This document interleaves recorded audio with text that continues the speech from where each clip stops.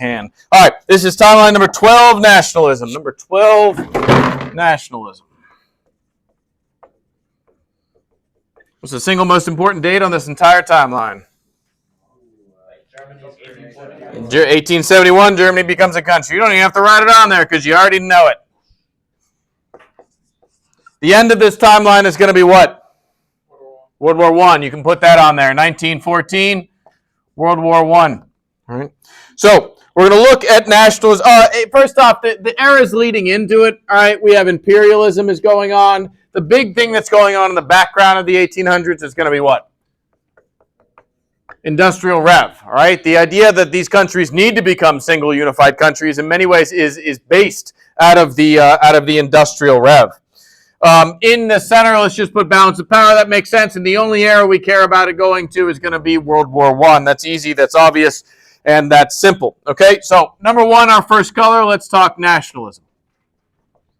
It's a stupid name for the first color, but that's what I got. All right, so to start this off, we're going to talk about some hippie people that try to start this process of nationalism early on.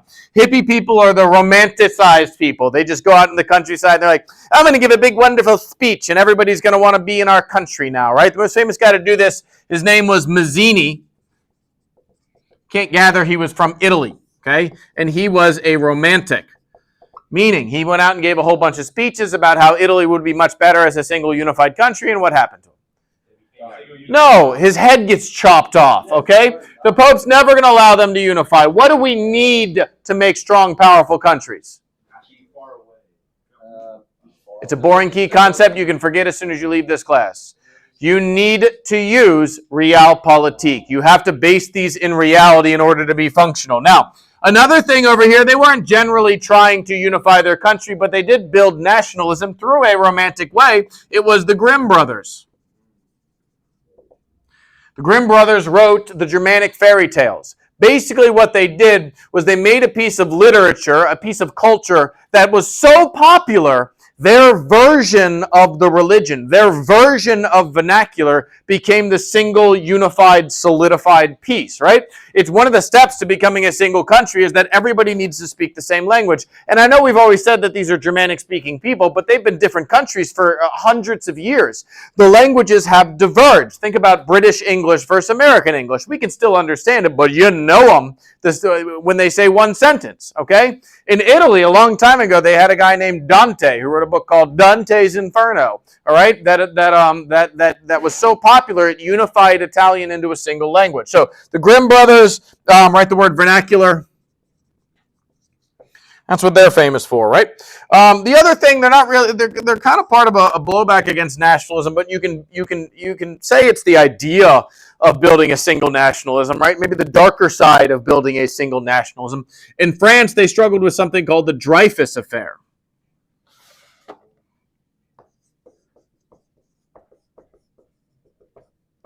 Dreyfus Affair, and one other thing we're going to talk about. What's the word we're going to use to describe this? Anti-Semitism.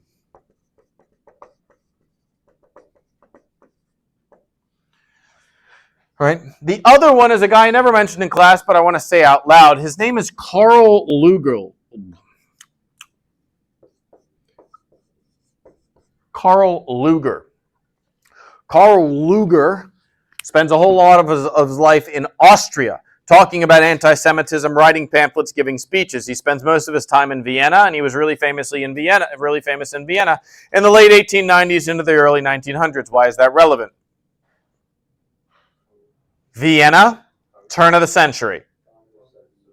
Vienna into the 1900s. Hitler, a young Hitler, spent time in Vienna and learned a lot of his anti-Semitism from here. With this going on, right, why are Jews always picked on throughout society? Because they are, throughout most of this history, a minority in any country that there are. For that reason, what is the solution potentially to this problem?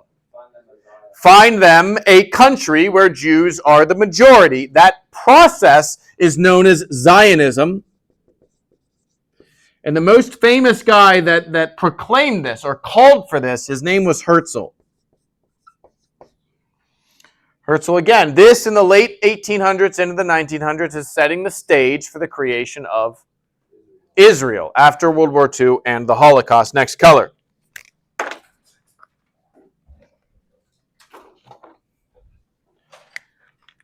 Next color, we're going to put the Congress of Vienna with a frowny face, okay? The real part of the Congress of Vienna that we care about was called the Concert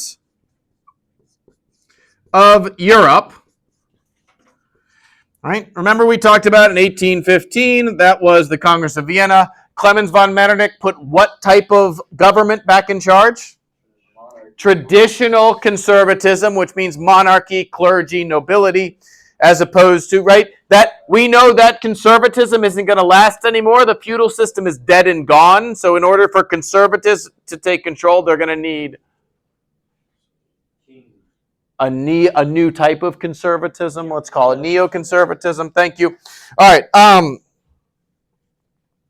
So the Concert of Europe fails. Just write fails. All right, that means we're done with the feudal system once and for all. The evidence here of that happening, just put them real small wherever you can. One is called the July Revolution. July Revolution, you can write notes if you don't know this. It was based in France, and it's when the Bourbons were finally overthrown. Unfortunately, of course, the French ended up with like the cousin of the Bourbons in charge, so not a lot changes, but it's another step along the way. And the other one over here, a sign of the old world is failing, is in the middle 1800s, there was a moment called the Crimean War. Now, the reason you might remember the Crimean War is because Russia fought in the Crimean War. How do you think Russia did in the 1850s in a war? Awful. And that Tsar, Nicholas I, at his deathbed, called his son to his side and said, "Son, I hand you our country in a failed state." So his son, Alexander II, is going to grow up and try to modernize Russia. He's kind of the one bright spot of these Romanovs, but he gets blown up, right? So the Crimean War. The other reason you see it is because one of the losers of the Crimean War, besides Russia, is the Ottoman Empire. The Crimea is this little peninsula in the Black Sea. The Ottoman Empire really lose on this. They get weakened. And what happens is the Ottoman Empire slowly get pushing out of Europe. If you just did the World War I timeline today, this is the part that you might recognize, right? As the Ottomans start getting pushed out of Europe, this region, what is this called? The Balkans, start to realize they no longer need to be controlled by so the Ottomans are going down.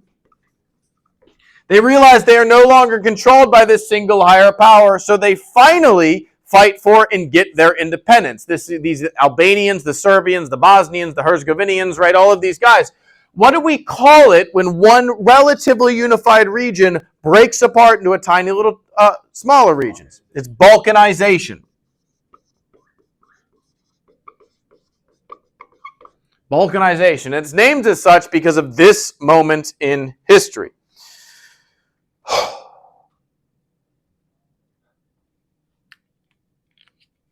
Next color. Last color, really. Second to last color.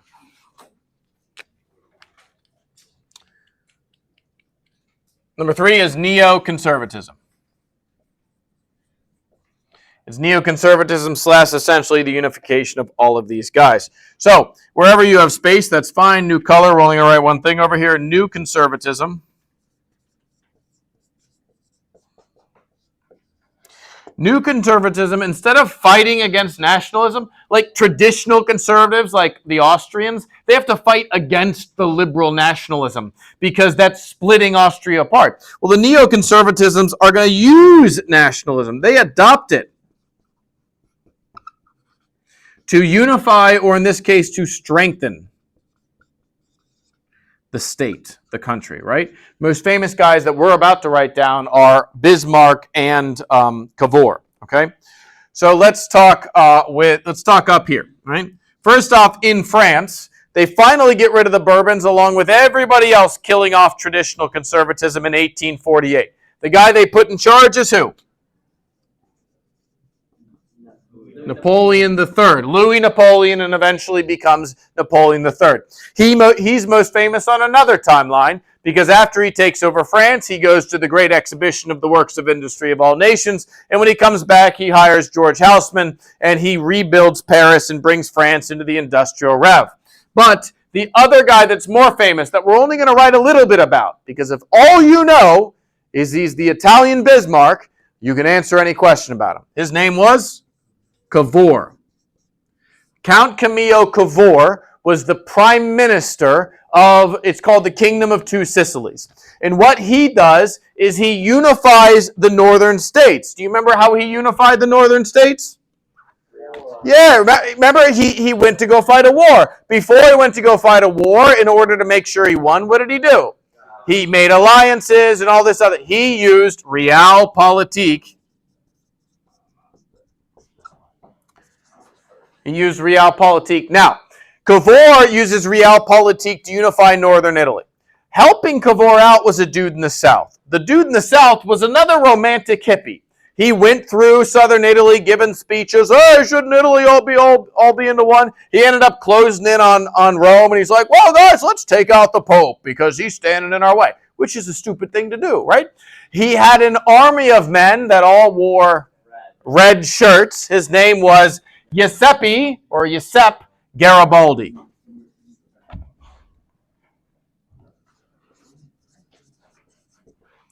Giuseppe Garibaldi, okay? And the other guy you can put up here, let's put him right below, is Bismarck.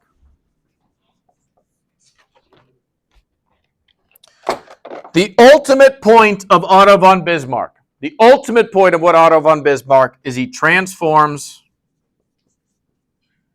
the balance of power, okay? We need to be able to explain what this means, but he transforms the balance of power. Not only does he make Germany a country, but he makes Germany one of the greatest countries in the world, certainly top 3, maybe even top 2 most powerful countries in Europe. And he does it all in a smart way. The problem for us in the world is that in 1850, Germany gets a new king. They go from Kaiser Wilhelm I to Kaiser Wilhelm II. And Kaiser Wilhelm II, you remember he had the deformed arm, he had the Napoleon complex, compared to his cousins, the guys in charge of England and Russia. So he fires Bismarck and becomes an aggressive jerk. So anyway, Bismarck, good guy. We know he's a neoconservatism. We're going to write realpolitik again. So again, how does he actually use realpolitik to unify the Germanic states? He uses warfare. Right? Remember, he fights a war against Denmark, wins, fights a war against Austria, wins, fights a war against France, wins. But before you fight any of these wars, to guarantee that you're going to win them, what do? You get alliances. So they will say he used warfare and diplomacy. Don't forget about the diplomacy aspect of Otto von Bismarck. That's a bigger deal on the AP test and in history than the warfare. It's easy to go beat somebody up, but the idea of making strategic alliances and then breaking those alliances when it benefits you, that's a newish neoconservative realpolitik standard. So that comes up a lot. All right. And he's able to win all of this because of what? Why is Germany able to win all these wars? Industrial rev. Industrialization, right? Remember, they have the needle gun, they have railroads. The war with Prussia was called the 7 Weeks War because it lasted 7 weeks, Cade. Why would you say 8 weeks? All right. The other thing for Otto von Bismarck, I need about 3 more minutes, I hope. The other thing for Otto von Bismarck is he understands when Germany becomes a country, who's their greatest threat? Yeah, some people might say England, and that's not a bad guess because long-term, England's going to see Germany as its biggest enemy. Germany's going to start building navies. It's going to be industrial. It's bigger than all the rest. But the last war that Germany fought to unify it was with France. Do you remember where the King of Germany is crowned? In the Palace of Versailles in the Hall of Mirrors. Do you remember the territory they stole from France in 1870? Alsace-Lorraine. So, how do you make sure France is never truly a threat to you? Look at a map and tell me what could France do that could really threaten you. What? No. They could get a friend on the other side of you, right? The biggest problem Germany could have at any war is fighting a two-front war. So if you're stupid, right, then you just declare everybody your enemy because you're big and strong. But if you're smart, if you're realpolitik Bismarck, how do you make sure Russia never allies with France? Become allies with them first. So the key concept is that Bismarck tries to isolate France with alliances. The actual alliances, right, are going to be the Triple Alliance, and then when Russia breaks away, it's going to be the Triple Entente, right, for the other guys. Okay. The last point for Bismarck, the most important, in 1890, he's dismissed. His dismissal, you can draw a line, and let me explain it. His dismissal leans directly to World War I. How does his dismissal lead directly to World War I? Well, Kaiser Wilhelm II, in trying to become a big boy and all strong and powerful in Europe, he cancels that non-aggression pact with Russia, who immediately does what? Calls France and says, "Hey, you know what? I want to be friends now." Okay, and then Kaiser Wilhelm, when he wants to expand Germany's trade and reach, does what? In 1905. He sails to Morocco and says, "Hey, I know you're owned by France, but you're going to start trading with Germany." All right? Which, again, is way too, it's not realpolitik. It's way too heavy-handed and stupid of an outcome, because what that does, right, is it unifies England and France against Germany for when that war happens. Very last color, just a couple things to write down. We're going to restate it, but I want to put it on the timeline. Balkans. Write it over here, whatever space you have left. So for the Balkans, what matters? Write them both again. The Ottomans, after the Crimean War, are down. That leads to Balkanization. But what we need to put on this timeline is in 1905-ish, we have the first/second Balkan Wars. What happens in these wars is places like Serbia are fighting places like Bulgaria, which we shouldn't care about, two small countries fighting against one another. But what they do is they end up getting allies from the big boys. Russia's going to throw in an alliance. Austria is going to throw in an alliance who's allied with Germany. Russia now is allied with France. So it's what's going to help raise the tension and lead us into World War I. That's all I got. Thank you for sticking around.